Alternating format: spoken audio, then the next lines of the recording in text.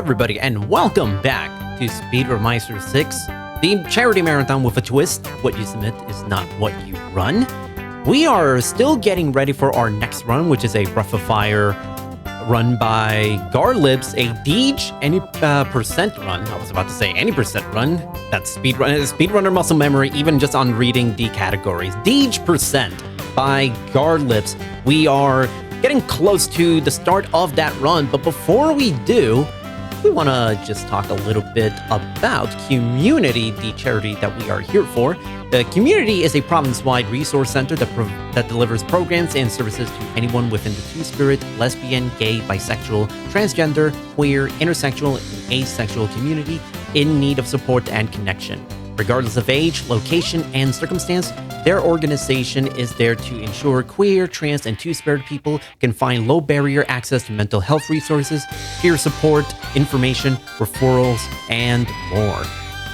And while our next run is Breath of Fire, the run after that is Disney Pixar Brave, and there is a poll for that run, which is choose the outfit, meaning there is very little time to get your donation for that poll in. It is a choose the outfit poll where you decide what will be the outfit.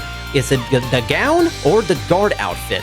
Currently, the gown outfit is in the lead at $34.99, while the guard outfit is in second place at $25, meaning only $10 can push guard into first place. Or if you want to choose the gown outfit and have that lead go even higher, then don't forget to type !donate in the chat. It'll take you to our Tiltify page, and be sure to remember to pick the option that you want your donation to go towards to. As I mentioned, very little time before we get our next, before that poll closes for good. And I have just been given the green light to let you all know that our next run, Breath of Fire Deej percent by Garlips, is ready to begin. So, Garlips, best of luck, have fun, and hope you have a wonderful run. So take it away, Garlips.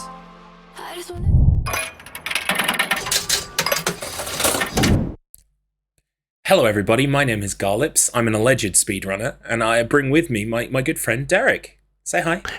Hello there, I am also an alleged speedrunner. And a tutor too, may I say, because you provided me with the delightful Breath of Fire DJ percent category. I guess we'll get things underway because there's going to be some time along the way to talk and show you and tell you some things. So I'll get everything ready. Basically, DJ percent is a category that cuts off about 4 hours of a 5-hour run. An Easter egg was discovered sort of like fairly recently, where the game has some inbuilt save files that you can access by using a code, by holding down buttons on one controller and putting in a certain file name. If you put in the file name DJ, which I believe all of the Easter eggs are references to Capcom Street Fighter characters, you provided with a save file that's quite through the game, and so we can pick it up from there. So that's what we're going to be doing. I've already got all 3 of my save files set up ready, so you're not going to watch me playing Twister on a second controller with my thumbs and fingers. So I'll count us down. 5, 4, 3, 2, 1, go! And off we go. So I want to ask the question. Some people say DJ, some people say Deej percent.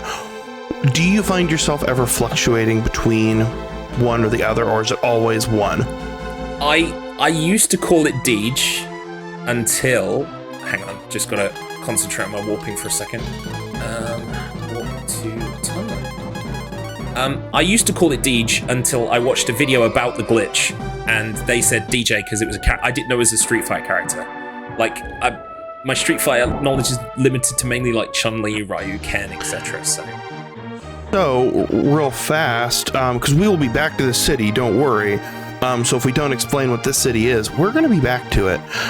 Fun fact, there are multiple Street Fighter references in here, including Chun-Li.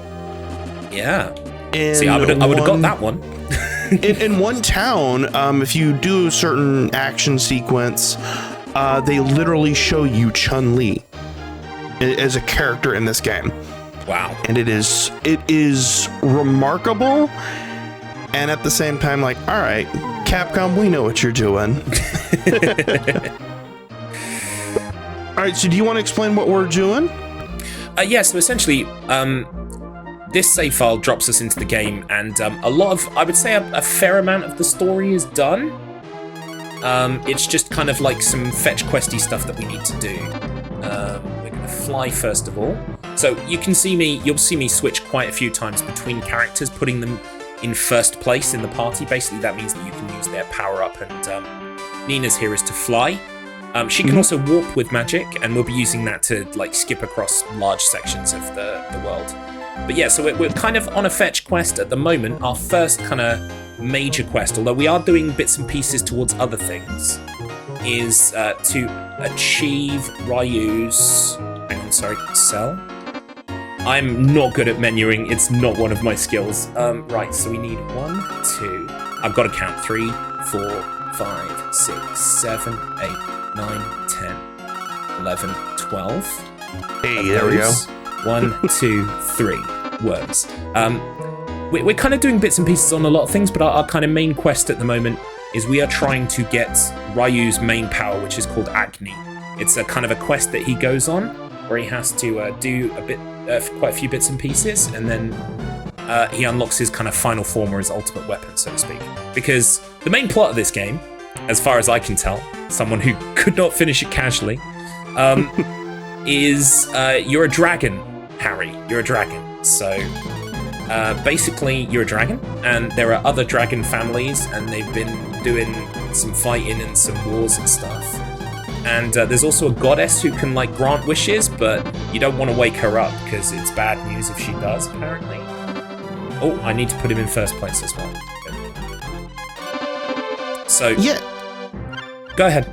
So yeah, that's actually remarkably really close. The world is comprised of a lot of different races and species. So you'll see as we flash the character selection screen, we've seen Ryu, or Deej in our case today, who is part of the Light Dragon clan. We've also got Nina, who is part of the Bird clan. We've got Ox, who's part of the Shocker Ox clan. We've got Blue, who is part of the Snakes. Gobi, who is a fish. Bo, who is a wolf, and Karn, who is just a thief from a long lineage of thieves. And then we have Mogu, who is a mole. And of course, and then there's also the Dark Dragon clan. So light and dark dragons are kind of at odds. You did mention there was a goddess. We don't want to wake her up. But the funny part is we have definitely taken from the 90s. And to wake up the goddess, we have to have the 7 Dragon Balls. I mean, the 7 goddess keys. If you want to talk 90s, here's Heihachi, by the way. Oh! Moonlighting from Tekken. You know what? I never got that reference, but I'm here for it. I don't think it's intentional. I think he just looks a lot like Heihachi. It's the balding older gentleman, and I think I'm here for it. But yeah, so all of the different clans have different powers. So Nina can fly, Mogu can dig, Bo is the only one who can walk through trees, and Fish gotta swim. Gobi can do that, and Ryu can turn into a dragon at some point, and also he's the only one able to fish. Yeah, Fish fear him. He likes his fishing, doesn't he? You know what? I can say an RPG with fishing is a good RPG indeed. So yeah, right now, really what we're doing is we're trying to get pieces of the dragon armor, which is an armor set that only Ryu can gather. And for whatever reason, they're all just at the bottom of wells and in a pond. Yeah, I mean, it's kind of cool in a way that, not every single one is hidden behind a massively long dungeon. You just kind of rock up on the world map and do it. But I would imagine trying to work out all this stuff casually back in the 90s without maybe the internet's help might have been a bit tricky. Yeah, that was definitely the age of the Prima guides that were maybe good, maybe not. They were written in the 90s based upon I think like 2 weeks of playtesting. So good luck, I guess. Right, we've now equipped him with all of this dragon stuff. Yeah, I love the way they've shortened words. Dragon armor is Dragon AR. Dragon sword, I think it's Dragon SW.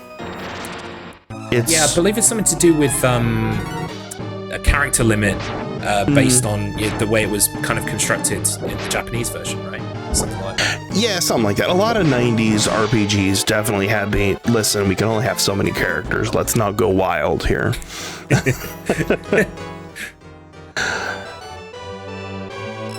I mean, for me, it's the small details in this game. I mean, look at those lovely little mice on the tops of the walls there. Yeah. So pretty. Status update. We have now just got our first dragon transformation. And it turned, I wish they had more usage in this storyline. We'll get to see a couple of them. But you get to turn into a dragon. And it is so cool. It is pretty cool. The dragon the final form one is so majestic, and we get a lovely little like PNG of it every time we use it, which is cool. Mm-hmm. Oh, I talked to you twice. I didn't want to do that. And now we get to come to the favorite part, and I think we'll describe it, and then I think we're probably going to be good to throw it over to hosting to hear some lovely things. But what we're doing is we are actually part of Uber Eats or something. We just keep delivering mail. This is before email. We're actually bird mail. Yeah. Go ahead. Well, the first time I watched the run and I saw this part, I was a little bit incredulous. I was like, it is literally back and forth on the map. Like, the one good thing is that like it's literally a straight line between the two of them. I think in standard gameplay, you're supposed to do these at different sections, not just you do the entire quest line in one piece. You'd stop off every so often on your way past to somewhere else, kind of thing. Yeah. But since we're going up and down, literally delivering mail and picking up items, I would argue that this would be a perfect time to hear some lovely things from our amazing host. I would agree. Well, thank you. And if you'd like to help with future events, we open volunteer sign up before our events. They are announced on our Discord, so keep an eye on our server if you're interested in helping to run the show. Most roles do not require experience, so we would be happy to have you, even if it's your first time. And that Discord is, I'd be remiss if I didn't say what the Discord was. It is speedromizer.live/Discord. And back over to you. Thank you so much. I highly recommend getting involved volunteering. Great way to get involved and put some time in. Absolutely. This is, so yeah, here we go. Once she learns that it's not a weapon, she's not interested anymore. You can keep it. Hey, she's got a special interest, and I'm here for it. But luckily for us, her trash is our treasure, because it turns out this man has identified it as the iClaw. It's an early Apple device designed for the mole people to dig with. Yeah, and just like most Apple devices, it gets one use, and that's it. I love the fact that is a required item locked behind what is, I would argue, one of the more tedious fetch quests. Because we were talking about this a little bit before. There's definitely the 90s RPG syndrome where it's, I don't know, did you talk to everyone? Did you go everywhere? Did you look at everything? No. We're not going to tell you what you have to do, who you have to talk to, but it's someone. Yeah. And the worst part of that is sometimes you could even have an idea of what it is you're supposed to be doing, but you can't carry it out until you've talked to the specific trigger that makes that next part of the game happen. When I was playing casually, basically somewhere in Romero, I had to talk to one person so that I could get this jug to carry water in, and literally I talked to everyone else but this person. I'll chalk it up to game design hadn't progressed as well. And that's not to say it was bad, but also we were 90s kids. At least I was a kid in the 90s, and I had nothing better to do. Exactly. I could just spend all afternoon and evening just talking to everybody. Same. But I didn't have an S. I did have an NES, but I didn't have an SNES. I was more of a Sega kid. Fair. I was Nintendo all the way through. Oh, we missed the Saturn and went for N64. I think everyone was into GoldenEye at the time, so I was like, okay. Right. First things first, I need to change my position. Then we're going to use our Dragon spell. This is Thunder Dragon. There we go. Yeah. So when we did some really cool stuff earlier on in a shop, but you won't have understood exactly why we did it. Basically what we did was we sold the item in our first slot in our inventory, and we bought a load of stuff. Basically these are items that you can use to do attacks. The marble ones are. Mm-hmm. And our inventory is kind of like, I can appreciate good inventory routing, because I play, my first speedrun was a game called Silent Hill 4, which has got like a very rigid inventory, and every time you have to go back to a chest to like change your inventory or switch an item out is painful. It costs you time. So the whole thing is very orchestrated. So you pick up this thing and you've got just enough space for it. And so I really appreciate the inventory management in this run, because you're literally using up items to create a slot, so the next thing goes in the slot, and that just happens to be something you're going to need in battle, so you don't have to waste time moving it around in the menu, which is just helpful. Yeah. What I like is I think it's the next shrine that you have to do like the most menuing, and it's still not terrible.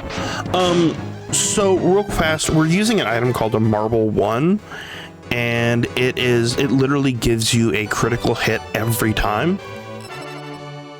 And I love the idea of it's just a marble that you like. I'm thinking it's either like a marble you like throw and it like smoke plumes up, because that's what a Marble 3 is. Then we'll talk about that later. Yeah. Or is it a sensu bean from Dragon Ball? It's I love the fact that there are marbles in this game that have magical powers. It feels very Dragon Ball in general. I mean, it really kind of does, considering that in the storyline we have to gather 7 keys to go beat up the enemy, who just gets progressively stronger, and everybody has different powers. It's like, hey, this is a shonen game, and it would probably make a dope manga or a interesting remake. Yeah, so, do you know what's fun about this one is like, I'm familiar. The only one that I really played casually growing up, I had a PC copy randomly of Breath of Fire 4, which is a gorgeous game, very, very pretty art style. Mm-hmm. And sort of soon after that game, they kind of re-released this one on GBA, and a lot of the character art, because the character art for this game is very early 90s Western like fantasy. Mm-hmm. It's not very anime at all, so it is kind of interesting that they pivoted it towards anime, because I feel like that would have been the natural fit for this kind of thing. If you don't picture Nina yelling Sailor Moon power, we gotta have a conversation. Yeah. So we just went up this giant elevator. When you were practicing, did you have an elevator song? If so, what was it? I did not. I call it the drink break. That's when I usually grab my drink. Okay, so not to self-promote, but there was a clip that I had that I was going up the elevator, and I was like, oh, I forgot my water. You can literally see me scampering off on my camera going to go get water, and I bring back my water bottle right as you hit the top. I love, if anybody knows what games I speedrun games that have water breaks and bathroom breaks. Yeah, that's a good idea. 30 hit like a truck, and all of a sudden I got really into hydration. So you can take the elevators and real quick go grab some water, stand up, stretch, stretch your hands as speedrunners. I think we can all agree stretching of the hands and making sure we don't get RSI is a huge thing. That is something I'm actively dealing with right now. So I'm a huge part of that. Taking care of yourself is very important. So yeah, now we're going up to the other dragon shrine, and we're gonna go do some story element stuff. Yes, and we're also going to see the menuing as well, which I really hope I get right because I have messed it up in the past. Fair. My favorite thing to do is to accidentally do an attack instead of auto battling or throwing an item, and some of these health margins don't allow for stuff like that. So right, first things first, we're going to use our spell to turn into a fire dragon. We've got 2 marble ones left in our current slot, so we're going to use those first of all, get those gone, so we make a nice empty slot at the top.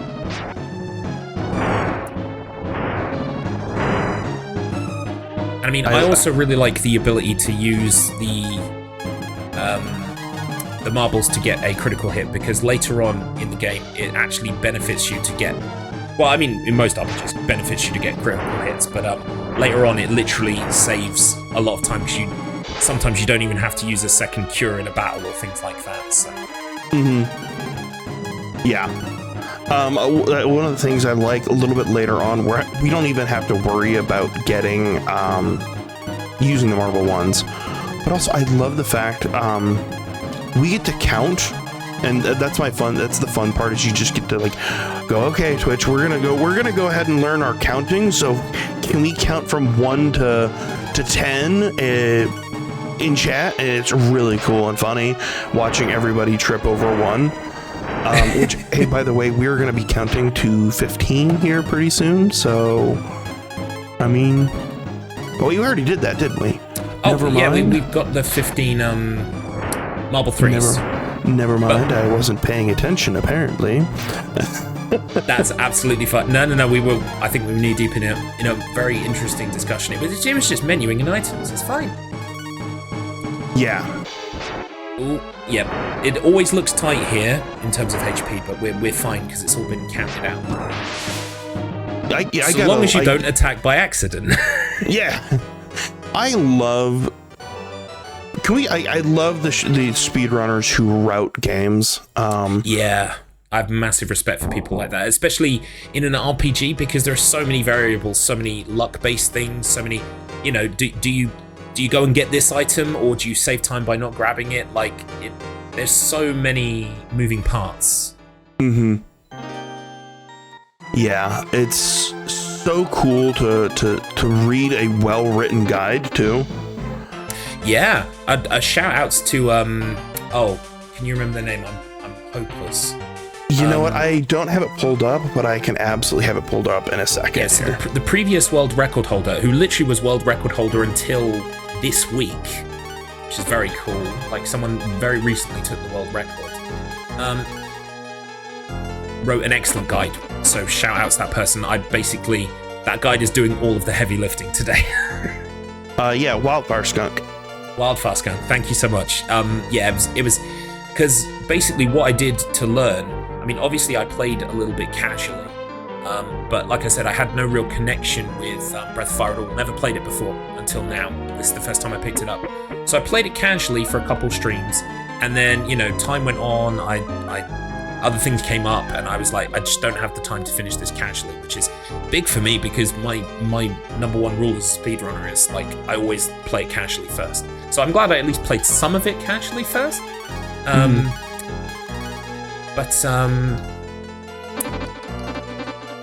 So what I did to learn was I watched that video of that run, the previous world record, plus the guide, and essentially, literally, crafted my own little guide in PowerPoint. I added little pixel maps that you provided for me. Thank you for the link for that.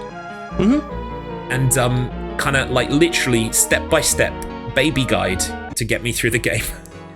Yeah. I love it. And then it's just when I first picked this up, the speedrun, because I do have a history with this game. But when I first picked it up, I like going in and looking at the guides. There's our ultimate power, by the way, Agni. But when I look at the guides, I got to be honest, if they're not super well written, or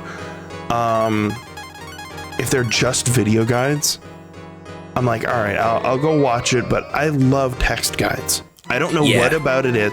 I think it's my inner 90s game FAQ child. Totally. Where I'm like, where's the ASCII art of the box art? I need to go to game FAQs right now. Exactly, where it's like the Final Fantasy VI logo made with nothing but sixes and Fs. And it's like, all right, whoever did this was clearly a genius. I love text guides, and if they're well written, it's great. I love them. I'm so nostalgic for those. Like, final update 2003. Here's my email address at yahoo.com. Like, just so many nostalgic feelings. Real fast, we're getting the what's called. It's called, and I'm as straight faced as I can say it. It's called the D Hurt. It's the Dragon Hurt song, because these people in this town only speak through music.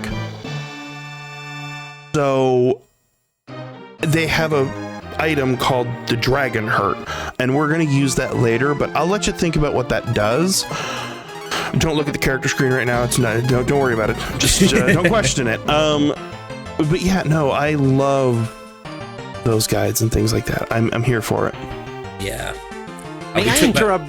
I'm sorry. May I interrupt? Because I do have a nice little message, and I think both of you will appreciate, because we have a $25 donation from Streetback Guy saying, "Let's go, Garlips! Breathe that fire. Have to go for casual Jill outfit, of course." And that means that the casual outfit for Resident Evil 3 is now officially on the board with that $25 donation.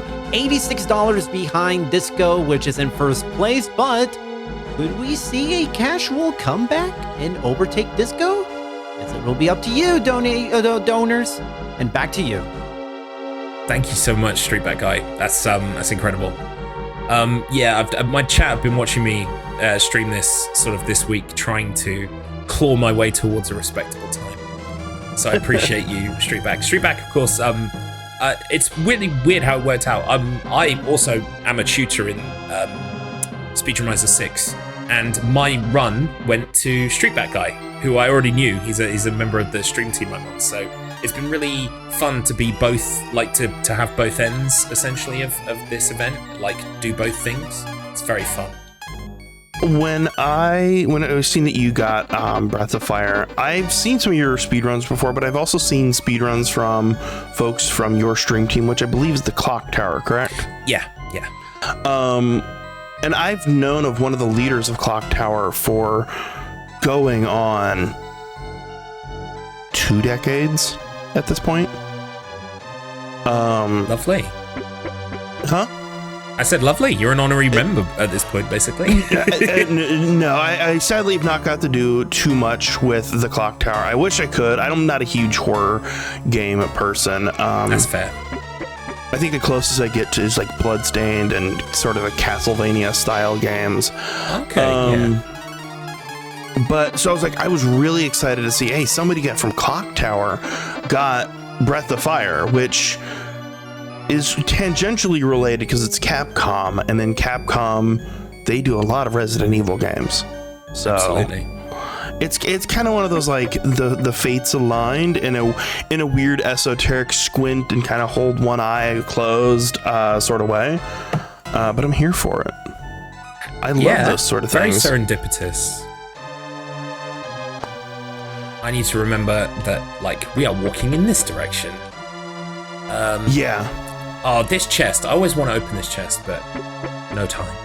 The inner loot goblin goes, open the chest. It speaks to you like the Green Goblin mask in Tobey Maguire's Spider-Man. You're like, I'm not opening you today. Nope. Exactly. Now's a good time to talk about Marble 3s. So you may have been noticing me use Marble 3s. For anyone who's familiar with Pokemon, it basically works like a repel. Yeah, it's a repel. It repels random battles. We should hopefully not have any random battles this entire run. Yeah. I believe someone in my chat, Handsome Strife, got the number. It's something like 127 steps. It stops the battles from happening. Yeah. It's a fair, decent number. I gotta be honest, I'm terrible at step counting. By the way, just for production's sake, during this battle, we are going to have a flashing light warning. And actually, as a matter of fact, we're going to have a flashing light warning on every battle after this. I'll try to call it out, but just heads up, a little bit of a flashing warning light. If you're super sensitive to it, maybe go check out the donation page, go check out the Discord, and just leave the audio up. It can get pretty egregious. Yeah, our ultimate power is very flashy in more ways than one. So definitely look after yourself if that's an issue for you. Don't stare directly into the dragon.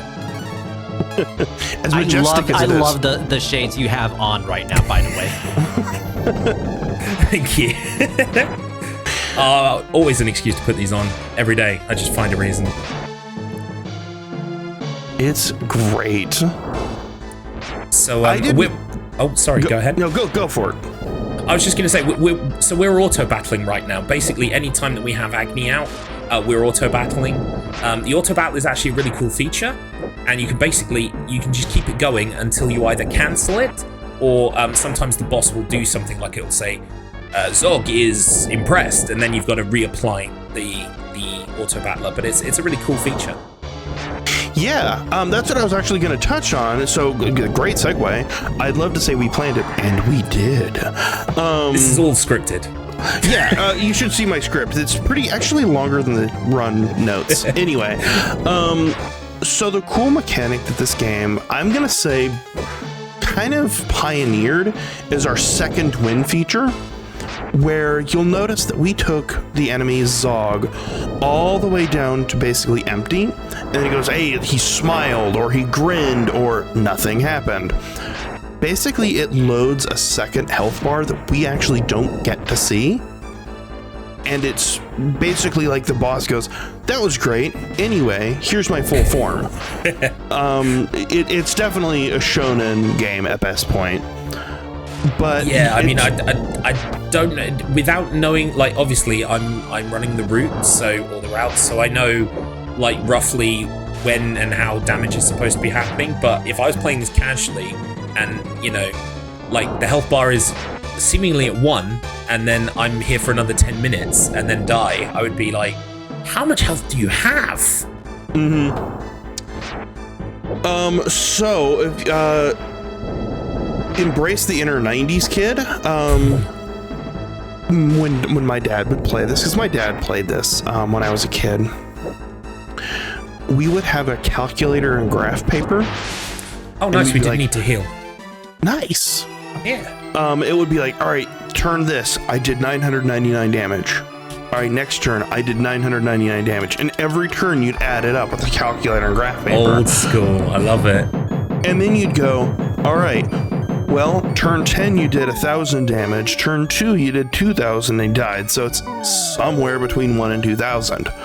Because Game Guides was like, I don't know. He has 100. What's he having his second win? I don't know. Wouldn't you like to know? Totally. No, I personally, I do love discovering that kind of stuff. And we talked earlier about these absolute legends who route these games, especially the ones with loads of moving parts. Most of the games that are like super in detail like this, obviously you turn up and there's already a run, there's already a route. Like, you might be able to add 1 or 2 things, but predominantly, years of literal beta testing has worked out that this is the best kind of way to play. But I still do like doing some of the routing myself when it comes to games. So, like, basically at the moment, my hobby is to buy lots of very cheap games on Steam. Hey, me too. The page doesn't exist for, and to go, could I run this? I think my most obscure game is I am the only runner of it. It's called Bible Buffet. Ooh. It's not what it sounds like at all. But that's not why we're here. I want to talk about something that just happened story-wise that is honestly one of my favorite things in a 90s game. All right.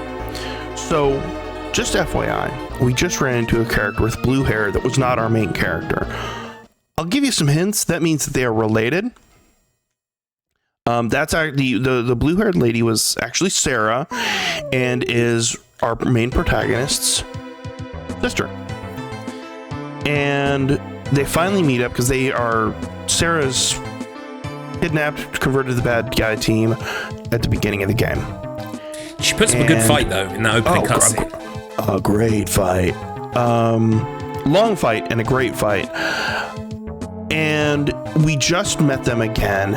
And the guy who is a big hulking ox, and in all of the art for the game is just this big dude. Just imagine this 7 foot tall giant of an ox. He breaks down crying because it is such a sweet and touching moment. I love that detail from a 90s game, because peeling back for those who might not have realized about the 90s, there was very much a sense of big tough guys don't cry. Think of any action hero, Arnold Schwarzenegger, Bruce Willis, all those didn't cry. And here in a 90s game, we have this big dude who's crying over a touching scene of a family reuniting. I love this moment in this 90s game.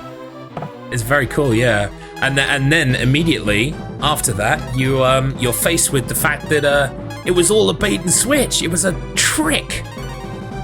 Not the reunion. The reunion part was real, but she's currently still under the control of the bad guys. So yeah, it's such a cool.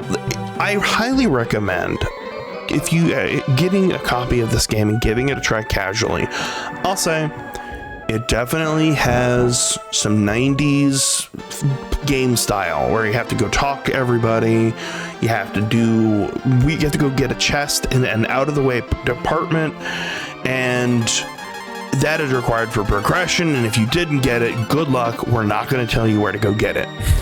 Go get a guide and play this game, or go watch any of the fantastic. I think there's a couple of speedruns that have happened that have been the full game, and they are so good. Such a great game. Honestly, Breath of Fire series is an RPG series I wish that would come back. Yeah, it's been a while. I think was the last one 5, which was PS2. Was Dragon Quarter 5, or was that 6? Or was that 4? I thought it was 5, because 4 is the one with the really pretty anime art style I was talking about. Like it all looks like pastel colors, like it's a watercolor painting. I didn't play past 2. If I may interject, I think I may have an answer to your question. So, Dragon Quarter was the 5th game, but not the last game in the series. Oh, okay. I'm here for it. We're both wrong / right. Does this game need a remake or remaster? I want to. My heart says yes, and my heart also says no. Because for me, where am I? I don't like a lot of remakes. I think they're great and very cool. I'm looking directly at the Final Fantasy VII remake. It's such a cool remake, but it is such its own thing that it is far shot beyond Final Fantasy VII. And I think that nowadays we're in the era where everyone goes, we need a remake like that for this game. And I'm like, please don't add 30 to 40 hours of content on top of a 60, 70 hour game. Yeah, that's fair. But even in this day and age, I will say it can be done, because my game of the year, pretty much, unless we're not counting remakes, then it wouldn't be. But is Silent Hill 2, which just came out, and everyone said it's going to be rubbish, and it wasn't. So it can happen if you have faith. But I think something in the vein of those Final Fantasy Pixel remasters would be really good for the Breath of Fire series. I can agree. Or I've been recently playing the Dragon Quest III HD remake. Oh, fantastic. Okay. If they did it in the style of that, or similar to Octopath, I think that would be cool. I don't want it to be a 3D game, is I think really what my heart is saying. Yeah. I don't want a 3D environment because I feel like that just it's too much. And maybe it's just my 90s kid going pixel art. Well, I think it's also, I mean, look at this. Case in point, this screen, right? We just went outside. You did not need an extra little screen for outside, but they made one because it looks gorgeous and they're showing off. Just look at our pretty game. Mm-hmm. So I feel like you lose some of that personality if you just have generic 3D style that everyone else has. I think that if this were the like a Final Fantasy VII style remake, we would spend 15 to 20 minutes outside because we have to push buttons. Yep. Again, I adore the Final Fantasy VII remake. For clarity, I adore it. It is great. I have played it. I look forward to every game because I am a Final Fantasy just super fan. But occasionally I'm like, all right, let's tone down the button pushing and stuff like that. I think that's fair.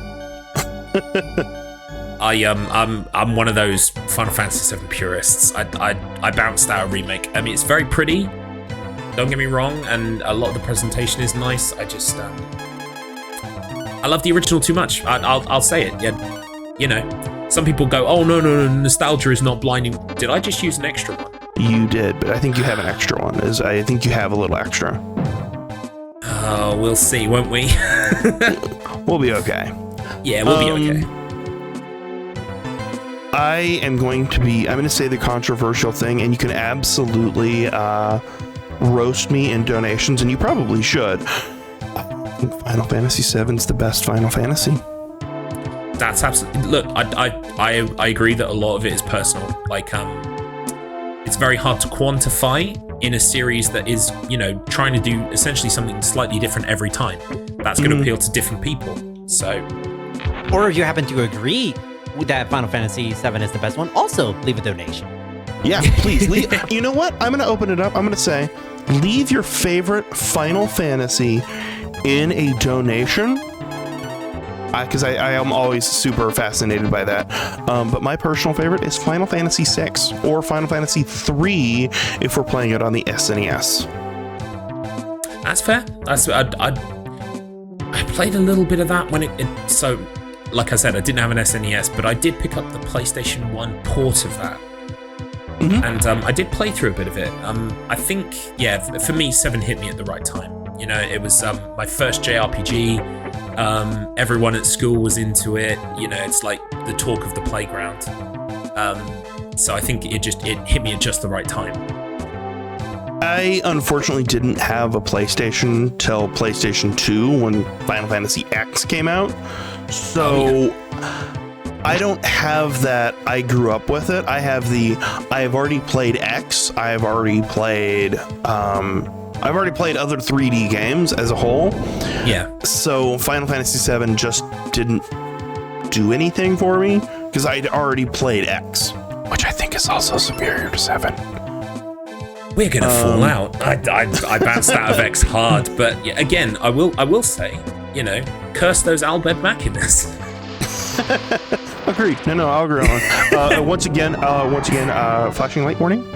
Yep, absolutely. I'm gonna put my glasses on. We are now facing off the coolest dragon. It looks like a color-swapped dragon from Sleeping Beauty.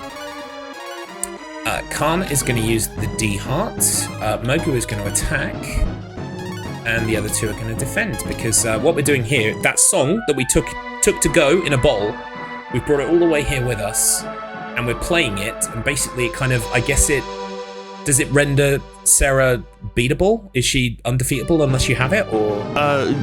You can definitely defeat her without it, because a lot of people also use the Dragon Hurt for Zog, which is the previous dragon.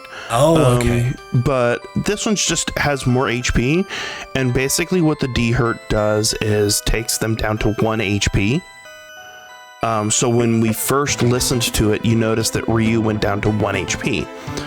What it does is it disregards their second wind function and immediately drops them down to 1, and then Mogu attacks. and immediately takes them out. I had a joke for, I hope that they play hot to go.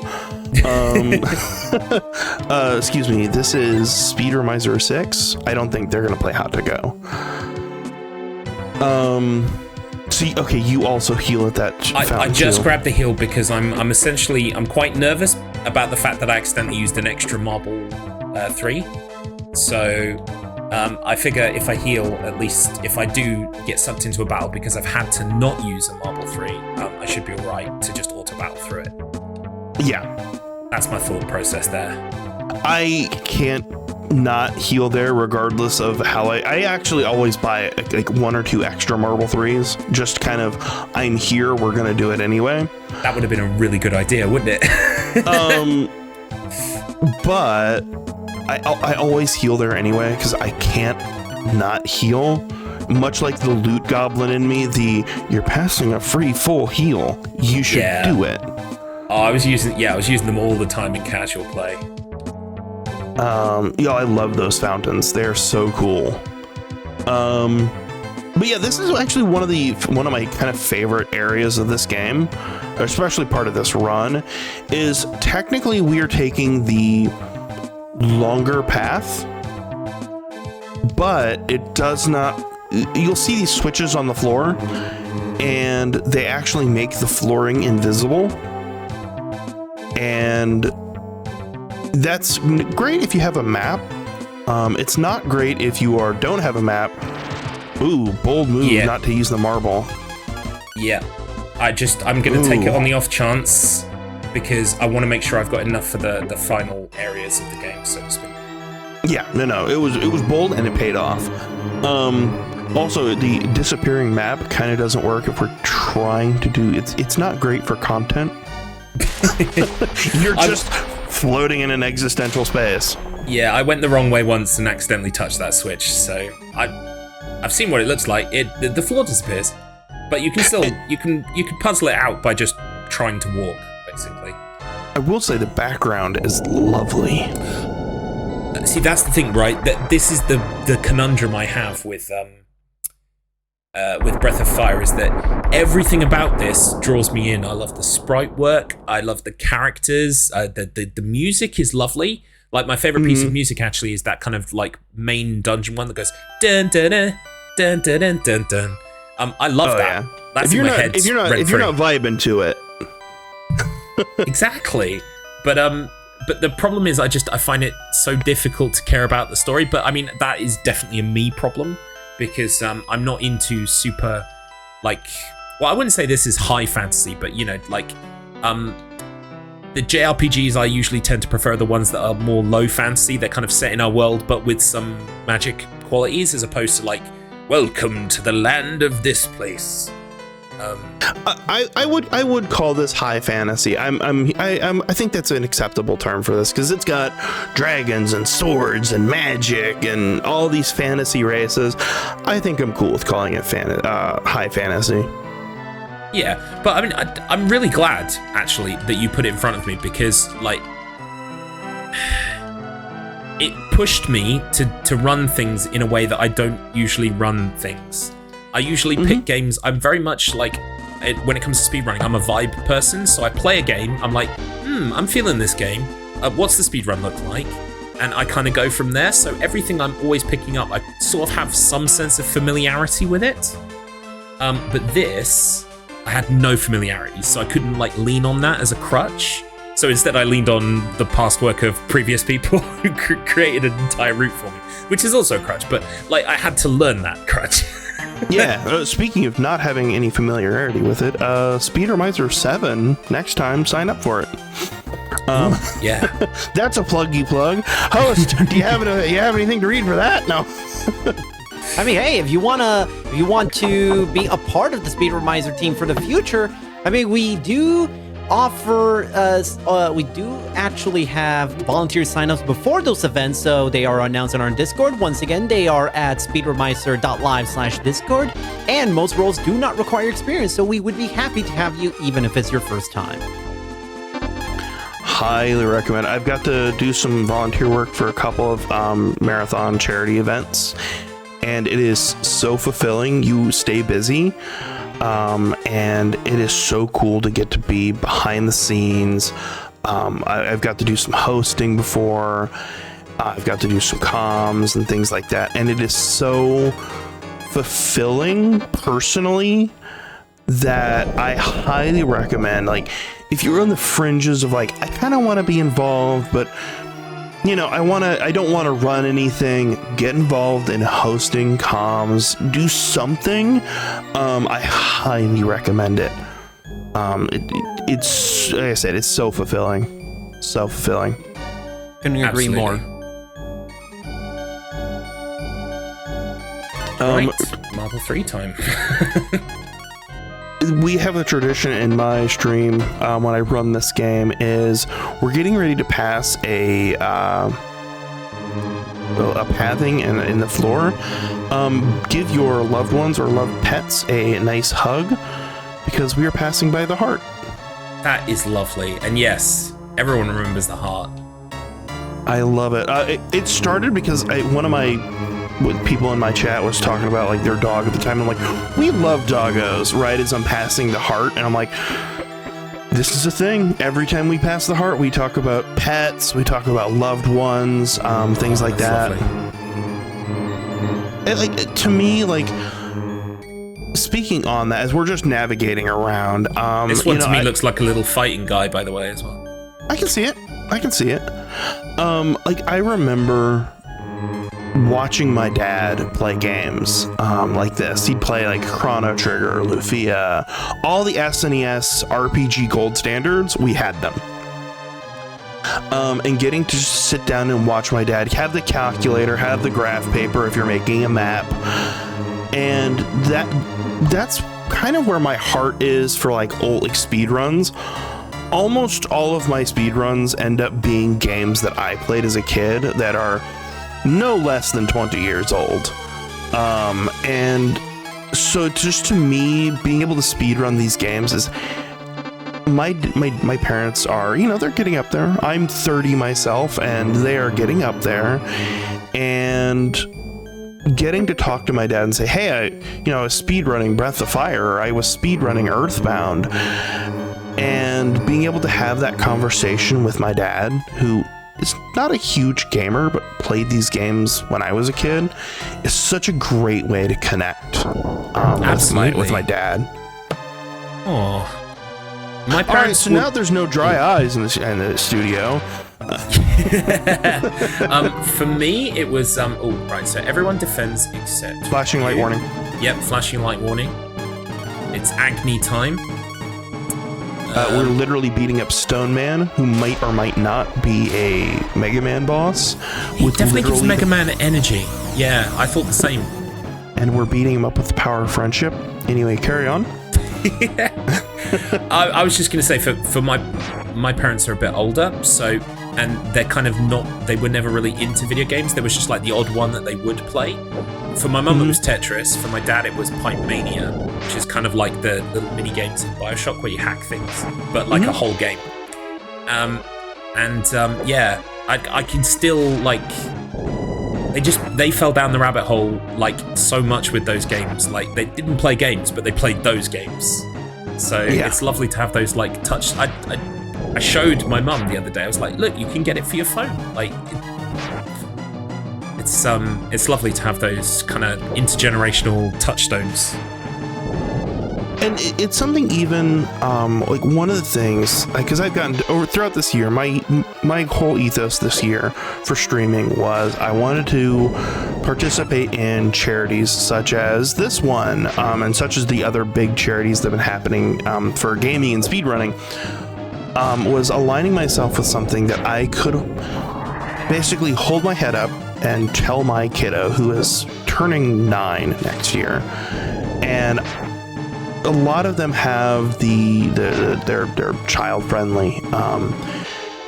The other day I pulled up one of my runs and showed my kiddo, and she was so enthralled, not just by the game, but by the fact that there is just her dad playing a game, helping raise money for kids her age who are in a tougher situation, or raising money for places like QMUNITY that we're raising money for here. And that is really cool to get to see as she grows up, playing and seeing the games that I played growing up, and she's still exposed to them and knows, hey, my dad did a run of that game, and it was in a charity marathon like Speedromizer, and raising money for a really good cause. It's such a good touchstone moment that like I had with my dad, and now she has with me. Yeah, it's lovely. I love that. Anyway, we beat up Stone Man. We did, right. I need to remember which way I go here. This way. It actually does not matter. Oh, right. That's good to know. Pick a direction. You know, the fun part is you could have a stream incentive or something where you're like, I don't know, which direction do we go? And everyone gets to vote on it. Or you can do a prediction and then forget you did a prediction, so it's fair. But yeah, no, I love this dungeon design with these giant beating hearts that are representing like the 7 keys. Super cool. And you really get to see a lot of this room because you walk around the entire thing. Yeah. Sort of like counterclockwise. I love that the keys that you get, so you get like different keys. They're basically the Dragon Balls to wake up the goddess. The different keys do different things. Like there's a key you get, it's the E key. It literally is earthquake. You cause an earthquake. Yeah. There's the day key, there's the night key. And I think that's all the keys that they officially name, because I think the dark dragons get the rest of them. So like you get the functional keys. But that's such a cool idea that here's something that's so important to the world, and you're like, I use it to turn day into night. It's such a mundane use of really what equates to be unlimited power. This is the equivalent of, using an earthquake to, I don't know, knock an object off a table and closer to you so you don't have to get up and pick it up. Yeah. For some reason, all I could think of was BioShock in that moment. If we had plasmids, I have no idea why. 90% of it would just be, I could turn the light switch on without having to touch it. Great. So this is Jade. Flashing light warning. Yep. Oh, yep. Good point. The sunglasses go back on. So defend. Oh, whoops. Defend. It's Agni time. I would like to point out mechanically, when you use Agni, you get full health. You get 999 HP, and you basically merge with all of your teammates, so their HP values do not matter. It's really cool. You literally beat up bosses with the power of friendship.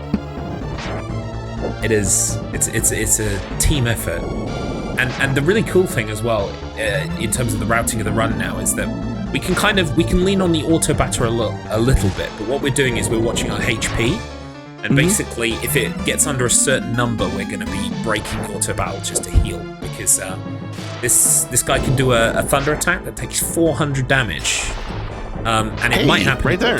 There it is.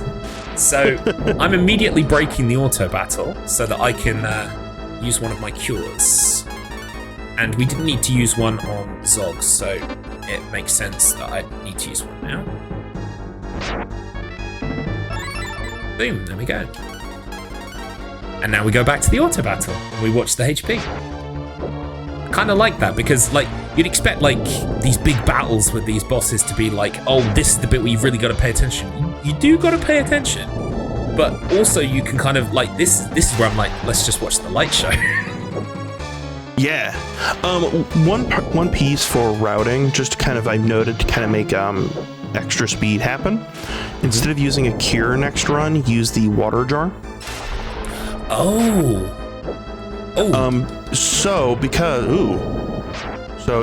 Because it basically gives you a full health and fills up your MP. Should I use it now? Yeah, go for it. Yeah. It gives you full health and MP, and oh my god, close. Yeah, that was close. We don't want to talk about that. And because after this battle, normally you'd be shoveling acorns, which are basically your MP restoral. You'd be shoving acorns down your mouth to be able to use Agni again. But because you use the water jar, you're already back up to full MP. Lovely. That's very clever.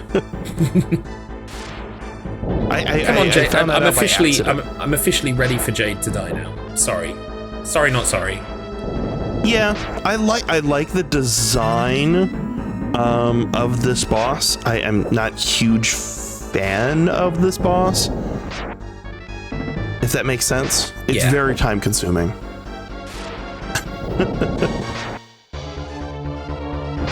Okay, well, he's done 2 thunders, so hopefully he's not going to do another one.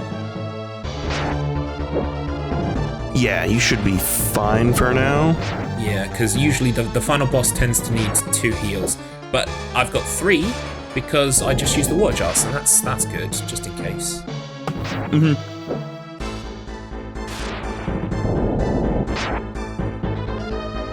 The music for the boss is amazing as well. Oh, yeah, I mean, honestly, there's not... I can't remember a track I didn't like, to be honest. I think the game is beautifully presented. Mm-hmm. I think, unfortunately for it came out right around the same time that like games like Chrono Trigger came out, and a Final Fantasy always takes high scoring on the music as well. And this game has just as good music, and I think it's not given enough love. I would go ahead and heal. Yeah, I'm going to go heal. I'm not going to risk it. A marathon is just the place to get a 3rd thunder. Yeah, I mean, where else would you get, that terrible luck? Okay, we're fine. As we all followed silent. Yeah, there was just a moment there where we were like, hold up, breath. Yeah. So earlier, we got a shield called the Star Shield. Normally, if you're going for world record attempts and you're trying really hard, you wouldn't get that, but it stops in... Hey, congratulations on that. Whee! It stops an instant death, which is not great for marathons at all, because if you've noted, we have not saved at all. Yes. Oh, wait, I don't need to do that. Garlips, you use the water jar.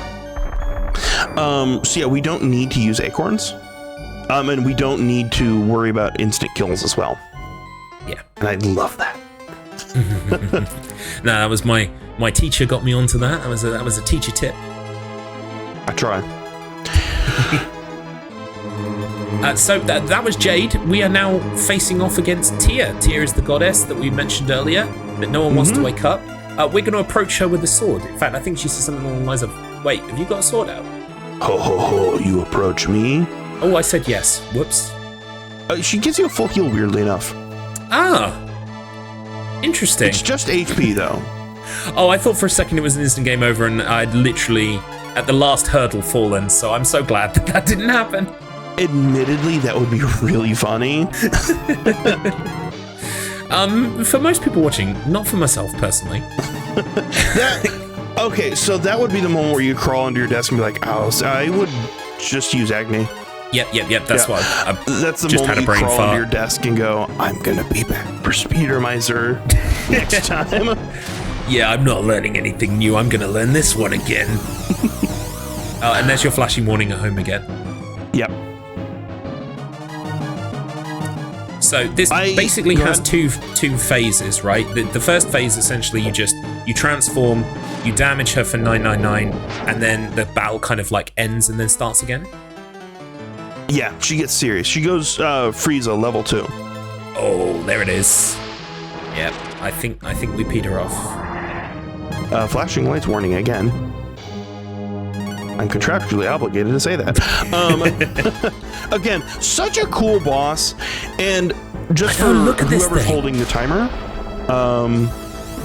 if the time ends when we do the last hit, which will inevitably go, oh, it's time. So I would say it's probably about between 2 and 4 minutes away. It depends on how the luck of the run goes. Yeah. But you want to be on the button ready, basically, at this point. Yeah. I love that. Every time I've ran it, I'm like, oh my gosh, it's over. I've not been counting how many times I have to attack. Yeah. It's just as much a surprise for you as it is for us. And believe me, as the fight gets farther along, your heart rate races as you're like, all right, my personal best is 1 hour and 5 minutes. Yeah. Okay, we're at 1 hour and 3 minutes. And you're like, I gotta do this. Is it gonna happen? Yeah, it's like obviously if we get damaged to between 1 and 200 in health, I'm gonna stop and heal again. But other than that, we are kind of in a position where we are waiting for the end. So yeah, I've got a couple of other games that I run. When you're in the position where you are literally waiting on the game to finish, you do start eyeing that time. Do we have anything to read from our lovely host? Well, we have a little bit of, and then we attacked, and they attacked back. Absolutely, and a quick reminder as to why we are here in the first place, and that is QMUNITY. Their priority is to ensure that they continue to show up for queer, trans, two-spirit communities every day. They are leading with stability, continuity, and building trust. And that is how they, as a community, can work towards a province where all two-spirit, lesbian, gay, bisexual, transgender, queer, intersexual, and asexual people can live free from harm and discrimination. And back to you guys. Such a great charity organization to be part of. So I did just do the cure there because by the time I was using the cure, I was in that kind of red zone. So. Real fast, how are we looking on schedule? Do we have time do we want to do shout outs now or after time? It kind of feels like I can investigate, but it does feel like you are actually a little bit ahead of schedule, so we're not in a terrible position, but I will check and see and get back to you on that. Write that down. We're ahead of schedule. I'll take it. No, I'm here for it. I love being ahead of schedule rather than behind, but there's also that fine line of too ahead of schedule. Yeah. Where you're like, I think I had a marathon run that it was supposed to take like an hour and 45 minutes, and by an hour, because it was a randomizer run, and by an hour I was like, oh, I'm in go mode. This is a problem. Yeah, it's like I get that sometimes as well. Like if I'm on world record pace in a run that I'm running, I kind of almost don't believe it. I'm like, wait, how am I doing that well? What's going on? In what way will I find myself going, yep, that's me? I bet you're wondering how that happened. Well, to find out, we're gonna have to go back a little ways. Right, I'm just doing an extra cure just to make sure. Oh, safe, not sorry. Taking no chances, yeah. But in essence, I should have delivered the final button press now. Yeah, rough. We're getting pretty close on that. Actually, I noted that as we entered this boss battle, it was 1 hour on the nose. We're at 103 now, so it should be happening like about now. If this is the last hit, I would be like, I'm clairvoyant. Yeah, it would have been really good timing. Well, just keep saying "and now," and we'll just clip that part. Oh, okay, yeah. Whoever wants to clip, you got this. And now. Oh, not this one. All right. And now. And now. I'll have to be right eventually, right? Like we're gonna be killing the boss, and right now. I'm shedding several tears right now. We can do this. You're watching Speedromizer, and we're over now. No! Hey! Oh man! You got it first time. That's crazy. Who could have imagined? Yes, that is time. And while I'll keep pressing buttons to kind of progress the story, so something visually is happening for you, that's essentially the end of the run now. We get to see a lovely little epilogue, some more nice sprite artwork. So I'm going to let that play. And I by guess the way, sorry to interject, but No, just wanted go to for it. let you both know, no rush. We are ahead of schedule, and also GG's fantastic run. Thank you. Okay, That was good. We can do our shout outs now then. Okay, I'll go first. Hi, my name is Garlips. I'm sorry, I'm going to take these glasses off so everyone takes me seriously. My name is Garlips. I'm a speedrunner. You can find me at twitch.tv/Garlips. I'm a predominantly horror runner, as we discussed earlier, because I'm a member of the Clock Tower stream team. But I'm also involved in a couple of other gaming groups that I really would recommend to you. I'm not going to take the time to read everyone out now because there are like 4 or 5 of them, and you'll get bored and your eyes will glaze over, and that's totally normal behavior. But what I will say is, if you liked me or you liked the run, and you want to reach out and you're like, Garlips, what else have you got going on? You can just DM me, reach out to me on any platform that I'm on. Feel free to do that. I will highlight one of them in particular, and it's been mentioned in the chat earlier. I'm a member of a group called Bad Run Club. Bad Run Club is essentially what we like to do is, as I discussed earlier, we like to find weird, strange games on Steam. Not always on Steam, but sometimes on Steam. And what we do is, at the first of every month, we play a game that we've all decided on. None of us have played it before. There is no speedrun.com page. And the gates open and we're off. And everyone starts running it. We devise tech, we devise routes. We have all of that good stuff that, we were talking about earlier. And then we create the speedrun.com page. And whoever has got the speedrun world record at the end of the month, they win like a little trophy, like a little prize thing. And if you submit for each month, you can then nominate the next month's games, and we choose randomly from those. So I'd really recommend it. Quite a lot of the people that you'll have seen over the course of today and tomorrow, Handsome Strive, Streetback Guy, they're all there. All your favourites. So why not reach out to me and find Bad Run Club, and we'd love to have you. We're slowly growing, and we'd love to have more people. And usually the games are quite broken, quite bad, quite funny. So that's kind of where the bad run comes into it. So if that interests you, reach out to me. And now I'm going to hand over to my wonderful teacher, Derek. Yeah, so my name is Derek GNC, and I am a horrible speedrunner. I thought of that joke, and it was killing me not to tell that joke. But I am a speedrunner of predominantly 90s games, as well as I run a lot of randomizers, especially through the AP Multi-World Network. So if you enjoy kind of speedrunning 90s games, or you're super into randomizers in the AP scene, you can find me at twitch.tv/DerekGNC, as well as Blue Sky. Gotta shout out Blue Sky, love it. You can find me at same username there as well. This has been a great experience. Gotta give it to Garlips for learning this run. It's been really great. As far as shout out to my community who encouraged me to run this run, and then be able to pass it along and continue the 90s era tradition. Last but not least, I got to shout out my lovely wife who agreed to take our kiddos out of the house so that I could do this. I get to do a lot of cool stuff because she takes them out and gets the house a little quieter so that I can do charity marathons such as Speedromizer, and I get to do some awesome things like that. So I would be remiss if I didn't shut her out. She's my lovely wife. You can't have her. She is mine. May I just add, I also have a lovely wife that I forgot to mention. So no, you didn't forget. You're doing it now. Oh yeah, I saved it to the last. My wife is lovely and also puts up with a lot of rubbish. So thank you, honey. Sorry, I had to do that while I remembered.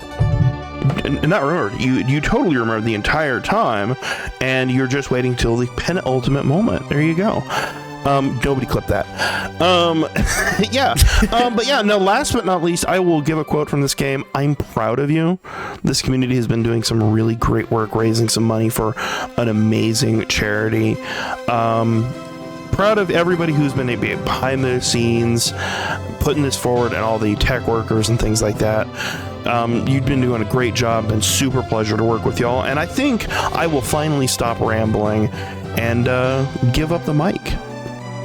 I'd just like to agree with everything you said. Thank you so much for having us. I don't want to speak for Derek, but I consider we're both considering being at the next one if they'll have us. Yeah. So, yeah, lovely event. Glad to be a part of it. Thank you so much. All right, any final words before we transition over? Shout out to Ted Woolsey. Great localization.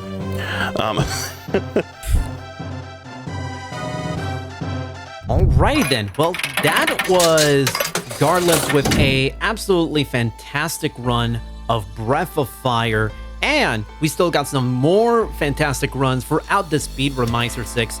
But before we do, we want to go into a small break, and during that, why don't you all have a nice bit of stretching of the legs, get yourself something to drink, something to eat. We want all of you to be comfortable and enjoying this marathon as much as we all have. And with that, we will take a short break, and with that, and afterwards, we will come back with some more fantastic Speedromizer 6 runs. So don't go anywhere, we'll be back.